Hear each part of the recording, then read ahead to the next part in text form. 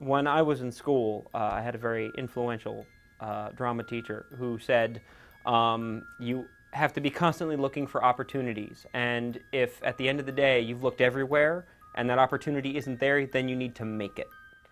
As a kid, I used to play pretend all the time, which I guess is the earlier form of acting, but I did never do any acting until high school, and that's when some friends bugged me and were like, hey, you should come do this show, and that's where I got introduced to cabaret. So after that, I was hooked. Eventually I did find out about community theater groups that did it, and just did a few shows and fell in with some people.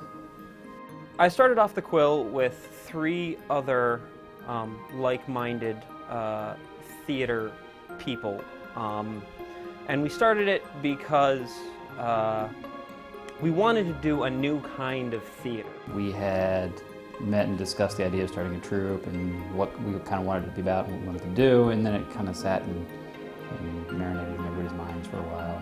We all actually got together at a hotel one night and stayed up all night and just started writing. I had tried 2 other times to form a theater troupe before this, and the reason why they failed was because we didn't have the right people with the right skills, and most importantly, the right investment in the organization. Once you have that, the rest is details. We all kind of pulled on whatever resources we had and begged, borrowed, to get it going. There are as many different ways to do theater as there are people who do theater. We believe in pulling from as many communities and as many perspectives as possible.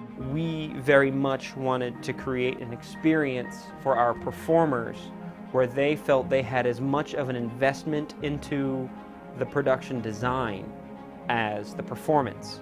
2 people look at the same thing and they see 2 similar but very different things. It's part of the great thing about art. So it only made sense to us that the performers have the same experience, and that the best way to communicate the meaning of the show is to take those different experiences and find a way to weave them all together in one cohesive story. You know, there are days where I'm so frustrated, I'm like, why am I doing this? But it always pays off in the end. Space has been an issue because having a home base to actually work from has been extremely difficult. Also just kind of like the boring paperwork side, the unsexy part of acting, if you will. It's not fun, so it just sucks the energy out of you to do it, but it needs to be done. And as opposed to posting auditions that say, we need actors to be in this show, we said we want actors, we want dancers, we want musicians, we want anyone who has a talent. We want to take the best of you and put it out there for everyone to see, to tell this story. So much of theater, of art, is personal expression, comes from who you are, that to just bring people through like cattle, you know, look at a headshot, hear them say a monologue and have them move on, doesn't do the performers justice, because they're busy showing you what they think you want to see, not the best of who they are. Well, we're trying to establish our cycle. We want to do seasons of shows with a certain theme together. We'd like to introduce more original work. It's unlike any other kind of theater I've ever had to do. It's so outside my comfort zone. We try to get everybody outside their comfort zone. If they're more into movement, we try to get them more into acting. If they're more into acting, we try to get them into the movement side.